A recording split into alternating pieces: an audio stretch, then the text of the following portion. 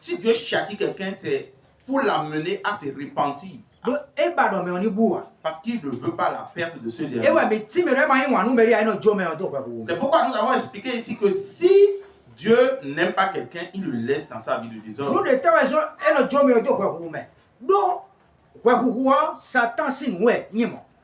Pourquoi Dieu abandonne donc celui-ci dans le péché? C'est parce que en fait, le péché, c'est la vie de Satan, c'est ce que Satan aime. C'est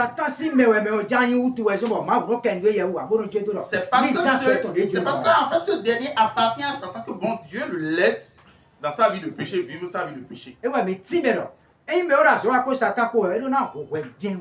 C'est pourquoi nous avons expliqué ici que si ce dernier travaille avec Satan, il vivra dans le péché, il va toujours pécher. Il ne va pas vivre la vie de sanctification.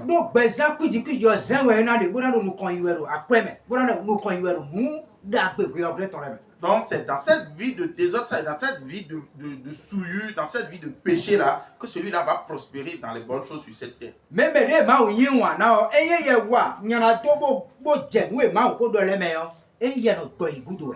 Donc ici, celui qui est aimé de Dieu, celui qui est aimé de Dieu, s'il commet une faute, c'est en cela que Dieu le châtie et il arrière ou bien il y a une situation qui se produit de façon malencontreuse dans sa vie pour le ramener à la raison.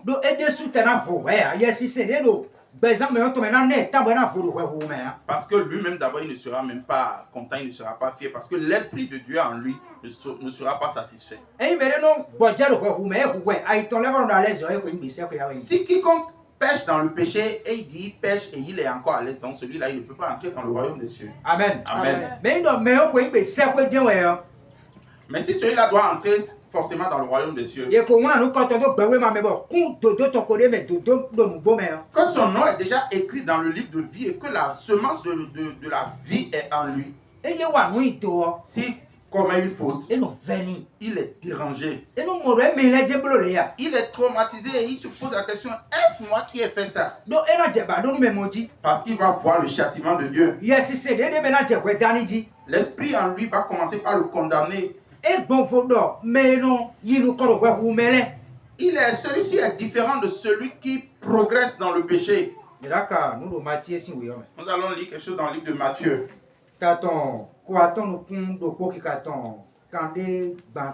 Le chapitre 26, le verset 75. Et Pierre se souvint de la parole de Jésus. Qui lui avait dit, avant